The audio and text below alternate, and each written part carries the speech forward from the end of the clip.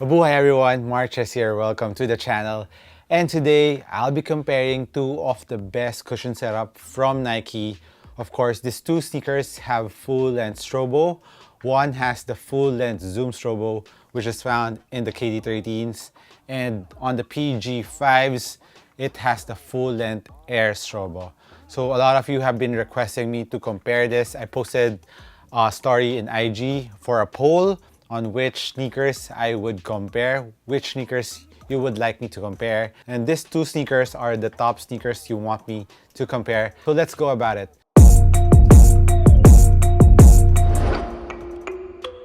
So before we start with the comparison, I would just like to remind you guys that I still have an ongoing raffle for a basketball from Star. Thank you again for Star. If you want to join, please watch my previous videos and find out how to join that raffle. So for the KD13s, this has been out last year, 2020, around first quarter of 2020 or second quarter, if I'm not mistaken. I'm not too sure. While the PG5, it still has to release in other countries, but here in the Philippines, it was released online first, and I think it will be coming out next week. So let's discuss first about the upper of these two sneakers. And by the way, if you want to watch a full performance review of these two sneakers, I'll be putting it up here so you can watch a more detailed performance review of each of these sneakers. So let's talk about the performance of the uppers of these two sneakers. For the KD13s, it has ripstop material in almost the entire sneaker, while the PG5 has a mesh upper with some synthetic leather. And also on the KD13s, it has leather on the wings around the ankle part, which is quite nice in terms of performance. We'll go into that later. But let's touch up first around the forefoot part of these two sneakers. Of course, they're both equally very easy to break in. Actually, no break-in time needed for both sneakers. And they are very soft, very comfortable.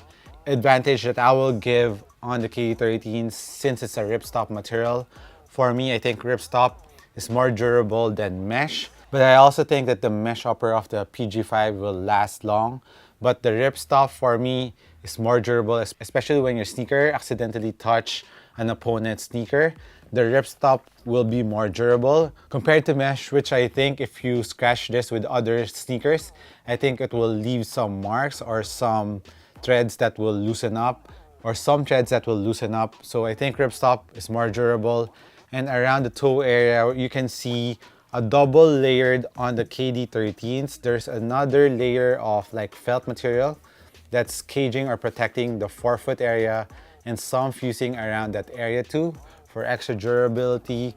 While on the PG5s, it has a thicker material or underlining material around the edges of the forefoot to give you extra durability and support around the forefoot area. But in terms of durability, like I said, slight advantage on the KD13s because it's made out of ripstop, and there's two more materials or two more textures that are in front or at the edge of the sneaker. And now moving on to the midfoot part of the sneaker, where you can see on the PG5, this synthetic leather really acts as extra support when you're really tightening up the laces. It will really pull your foot down to the footbed, plus it acts as extra lateral support and medial support and cages your foot laterally and medially.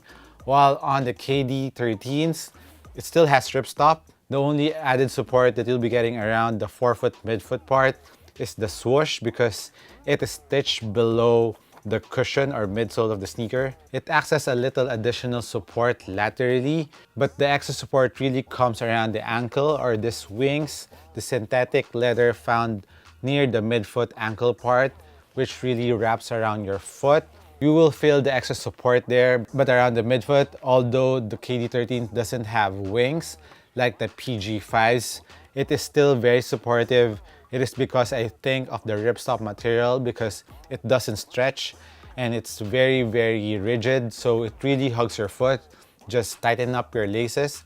And when I was playing with these two sneakers, I really didn't find the difference in terms of lateral support. They are both good in terms of lateral support. Also, I think another factor that helps out in the lateral support of the KD13s is the midfoot support. It goes up and cages your foot a bit. So it really helps out in the lateral support of the KD13, even though it doesn't have the wings around the midfoot part like on the PG5s.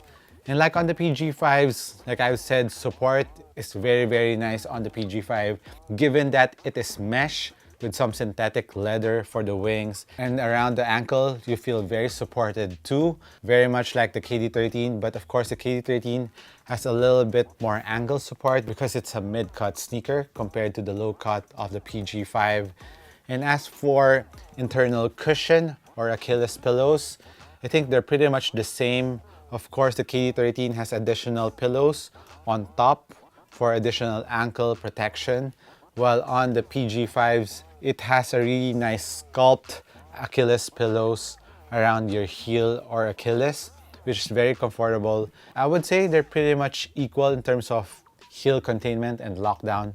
Both are very good, no complaints there.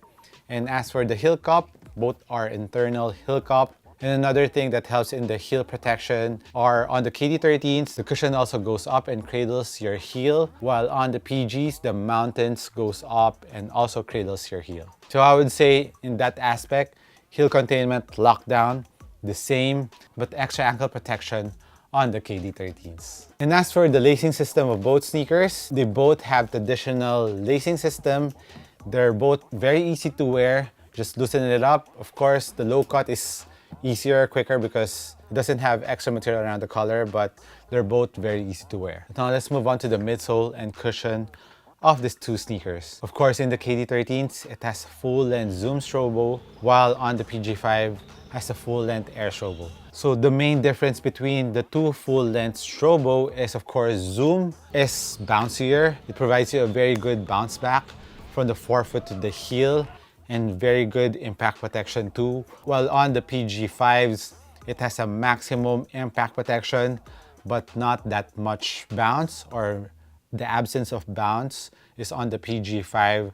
So for me personally, I prefer the full-length Zoom strobel because it has the right balance of bounciness, at the same time giving you impact protection from the forefoot to the heel. And another difference on the cushion of the KD13s and the PG5 is the carrying phylon. For the KD13, it is a bit thicker compared to the phylon of the PG5, so you're lower to the ground on the PG5. But don't worry too much, the phylon on the KD13 is a little bit thicker compared to the PG5, but in my opinion, it's not too high. So you're not too high off the ground, and both have very responsive cushion, even though the KD13s are a little bit higher. Of course, court feel is better on the PG5. So it really depends on your preference. If you want lower to the ground and maximum impact protection, PG5 is the way to go. But if you want bounciness, impact protection, and you don't mind it to be higher off the ground, but still very responsive, the KD13s is for you. For me personally, I prefer the cushion setup of the KD13s. It has the right balance of, like I said, the bounciness, good impact protection, and it's not too high off the ground, but still very responsive. And another feature of the midsole of the KD13s that I would like to mention is this plastic, which acts as additional lateral support for the KD13s. Like I said, even though the KD13 doesn't have wings, this plastic material really holds your foot down when you're doing lateral cuts and prevent your foot from slipping outwards the sneaker.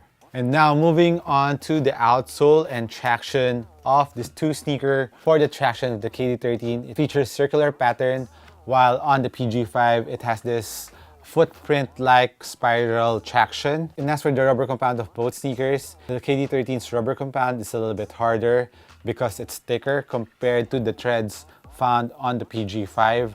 But both are very durable rubber. As for now, there's no fraying on both tractions that I have. They both held up really nicely, but I haven't played the PG5s yet outdoors, but with the KD13s, I had played with them and still no fraying on the traction of my KD13s. Of course, another info, my two sneakers are made out of XDR rubber that is found here in Asia. So these two are EP versions. So both have extra durable rubber. So that's a little factor that you need to consider. And as for dust pickup, no problems for dust pickup on both sneakers. And when I was comparing these two sneakers, I was playing on a semi moist floor because it was raining here in Manila. So usually when it rains here, the court, even though it's indoor, becomes moist because of the temperature. But these two sneakers still grips really nicely on the court and no problems on the grippiness, although it didn't squeak that much because of the moisture. But still, I never slipped when I was doing lateral cuts or side steps. The traction in these two are very dependable. So if you watch my top basketball sneakers for 2020, of course the KD13 is there because it's really dependable in all kinds of floor, indoor, outdoor, moist floor. It grips really good on different kinds of floor. And I think the traction on the PG5 will also be the same as the KD13s, but still I will try to play with them more and see if there will be changes on the traction on the PG5. But so far, so good for the traction of the PG5.